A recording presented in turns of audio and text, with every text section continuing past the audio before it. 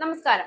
Donald Trump American പ്രസിഡന്റായ അധികാരത്തിൽ വന്നത് 2017 ജനുവരി 20-നാണ്. തുടർന്ന് 2025 വീണ്ടും തുടരുന്നു.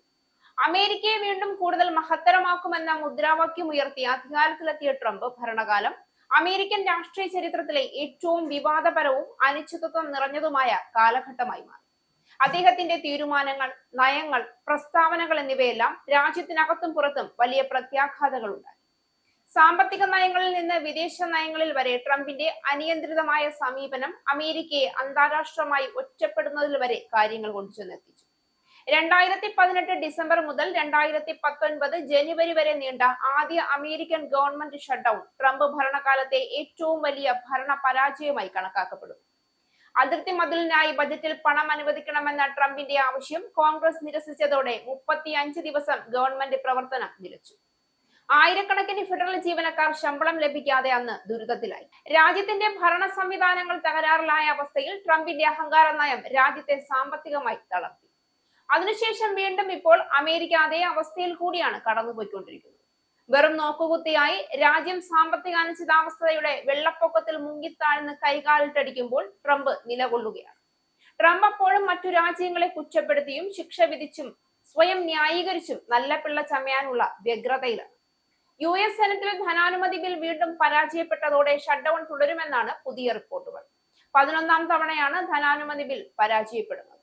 അടച്ചുപൂട്ടൽ 21ാം ദിവസത്തിലേക്ക് നീണ്ടതോടെ ലക്ഷക്കണക്കിന് സർക്കാർ ജീവനക്കാർക്കാണ് ശമ്പളം വൈകുന്നത്.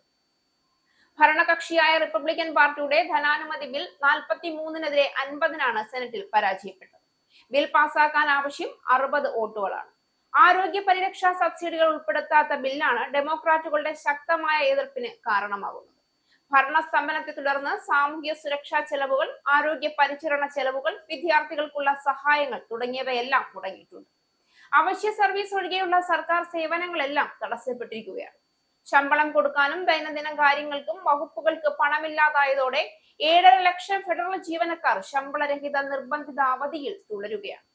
ഷട്ട്ഡൌൺ കൂടുതൽ പിരിച്ചുവിടലുകൾക്ക് കാരണമാകുമെന്ന് പ്രസിഡന്റ് ട്രംപ് ആവർത്തിച്ച് മുന്നറിയിപ്പ് നൽകിയിരുന്നെങ്കിലും ആയിരക്കണക്കിന് സർക്കാർ ജീവനക്കാരെ പിരിച്ചുവിടാനുള്ള ട്രംപ് ഭരണകൂടത്തിന്റെ നീക്കത്തിന് US ഫെഡറൽ ജഡ്ജി കഴിഞ്ഞ ദിവസം താൽക്കാലിക വിലക്ക് ഏർപ്പെടുത്തിയിരുന്നു. ട്രംപിന്റെ ഭരണകാലം പരിശോധിച്ചാൽ ട്രംപ് ഭരണകാലത്തെ ഏറ്റവും പ്രധാനമായ പ്രശ്നങ്ങളിൽ ഒന്നാണ് രാജ്യം നേരിട്ട സാമ്പത്തിക അസ്ഥിരത എന്ന് പറയേണ്ടി വരും. ചൈനയോട് വ്യാപാര യുദ്ധം പ്രഖ്യാപിച്ച തീരുമാനം അമേരിക്കൻ വിപണികളിൽ വലിയ ആഘാതം സൃഷ്ടിച്ചിരുന്നു. കസ്റ്റംസ് തീരുവകൾ ഉയർത്തിയതിലൂടെ അമേരിക്കൻ ഉപഭോക്താക്കൾക്ക് വിലവർധനവും വിപണിയിലെ അനിശ്ചിതത്വവും നേരിടേണ്ടി വന്നു. ഓട്ടോമൊബൈൽ, ഇലക്ട്രോണിക്സ് തുടങ്ങിയ മേഖലകളിലെ ഉൽപാദന ചെലവുകൾ വർദ്ധിച്ചതോടെ തൊഴിലാളികൾക്കും ചെറുകിട വ്യവസായങ്ങൾക്കും വലിയ തിരിച്ചടിയുണ്ടായി. അതോടൊപ്പം ട്രംപിന്റെ നികുതി പരിഷ്കാരങ്ങൾ വലിയ കോർപ്പറേഷനുകൾക്ക് അനുകൂലമായിരുന്നെങ്കിലും സാധാരണ അമേരിക്കൻ പൗരന്മാർക്ക് അതിൽ യാതൊരു ഗുണവും ലഭിച്ചില്ല. സാമ്പത്തിക അസമത്വം വർദ്ധിച്ചു. ചെറുകിട തൊഴിലാളികൾ ബുദ്ധിമുട്ടിലായി. ഇതിനൊക്കെ പുറമെ ട്രംപ് ഭരണകാലം കുടിയേറ്റ വിരുദ്ധ നിലപാടുകളാൽ നിറഞ്ഞിരുന്നു. മെക്സിക്കോ അതിർത്തിയിൽ വേർതിരിക്കാനുള്ള തീരുമാനം, മുസ്ലിം ബാൻ നയം തുടങ്ങിയവ അമേരിക്കയുടെ മാനുഷിക മൂല്യങ്ങൾക്കും സ്വാതന്ത്ര്യാധിഷ്ഠിതത്വത്തിനും വിരുദ്ധമായ നടപടികളായിരുന്നു. അതിർത്തിയിൽ കുടിയേറ്റ കുടുംബങ്ങളെ വേർതിരിച്ച് തടങ്കലിലാക്കിയത് ലോകമൊട്ടാകെ പ്രതിഷേധങ്ങൾക്ക് വഴിവെച്ചു. കുട്ടികളെ മാതാപിതാക്കളിൽ നിന്ന് വേർതിരിച്ച ദൃശ്യങ്ങൾ അമേരിക്കൻ ഭരണകൂടത്തിന്റെ ക്രൂരതയെന്ന് ലോകം മുഴുവൻ വിളിച്ചു പറഞ്ഞു. ഈ നയങ്ങൾ കാരണം അമേരിക്കയുടെ അന്താരാഷ്ട്ര പ്രതിച്ഛായ കറുത്തിരുണ്ടു. മനുഷ്യാവകാശ സംഘടനകളും UN മിഷനുകളും ട്രംപ് ഭരണകൂടത്തെ കഠിനമായി വിമർശിച്ചു. ട്രംപ് ഭരണകാലത്ത് അമേരിക്കയുടെ പരമ്പരാഗത കൂട്ടുകെട്ടുകൾ പോലും തകർന്നു. നാറ്റോ, യൂറോപ്യൻ യൂണിയൻ തുടങ്ങിയ കൂട്ടായ്മകളോടുള്ള അദ്ദേഹത്തിന്റെ അപക്വമായ പ്രസ്താവനകളും നിലപാടുകളും പാശ്ചാത്യ രാജ്യങ്ങളിൽ ആശങ്ക വർദ്ധിപ്പിച്ചു. ഇറാനുമായി നടത്തിയ ആണവ കരാർ റദ്ദാക്കിയത് മിഡിൽ ഈസ്റ്റിൽ സംഘർഷം വർദ്ധിപ്പിച്ചു. ചൈനയോട് വ്യാപാര യുദ്ധം തുടങ്ങി റഷ്യയുടെ അനുകൂല സമീപനം അന്ന് സ്വീകരിച്ചത് അമേരിക്കയുടെ നയതന്ത്രപരമായ സ്ഥിരതയെ പോലും തകർത്തു.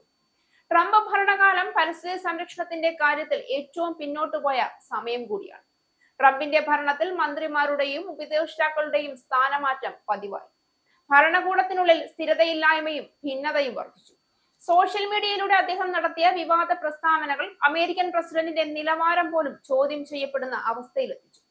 വിമർശകരെ പബ്ലിക്കായി അപമാനിക്കുകയും മാധ്യമങ്ങളോട് യുദ്ധം പ്രഖ്യാപിക്കുകയും ചെയ്തത് അമേരിക്കൻ ജനാധിപത്യ മൂല്യങ്ങളെ തന്നെ ചോദ്യം ചെയ്യാൻ കാരണമായി. 2020 കോവിഡിന്റെ വ്യാപനം അമേരിക്കയെ പിടിച്ചുകുലുക്കിയപ്പോൾ ട്രംപിന്റെ പ്രതികരണം പരമാവധി അനാസ്ഥയോടെയുമായിരുന്നു. ശാസ്ത്രീയ നിർദ്ദേശങ്ങളെ അവഗണിച്ച് വൈറസിനെ ചൈനീസ് വൈറസ് എന്നെല്ലാം വിളിച്ച് പരിഹസിച്ച അദ്ദേഹം പ്രതിരോധ നടപടികൾ വൈകിപ്പിച്ചതിലൂടെ ലക്ഷക്കണക്കിന് പേർക്ക് ജീവൻ നഷ്ടമാക്കി. ട്രംപിന്റെ ഭരണകാലം അമേരിക്കയുടെ ഭരണചരിത്രത്തിൽ ജനാധിപത്യത്തെയും നയതന്ത്രത്തെയും മനുഷ്യാവകാശങ്ങളെയും അവഗണിച്ച ഒരു കാലഘട്ടമെന്ന് മാത്രം ചരിത്രം ഓർക്കും. ഇസ്രായേലിന്റെ 5 സൈനിക താവളങ്ങളിൽ കനത്ത നാശനഷ്ടം. മോദി വെളിപ്പെടുത്തുന്ന ഇന്ത്യയുടെ വികസനത്തിന്റെ മയക്കുമരുന്ന് വിൽപ്പനയ്ക്കെതിരെ ശക്തമായ നടപടിയെടുത്ത് ഷാർജ പോലീസ്. അമേരിക്കയിലെ സാധാരണ മനുഷ്യരോട് കൂടിയാണ് കോൺഗ്രസിനുള്ളിൽ പങ്കുവയ്ക്കാൻ വി ഡി സതീശൻ ഓപ്പറേഷൻ സിന്ദൂറിൽ ഉപയോഗിച്ച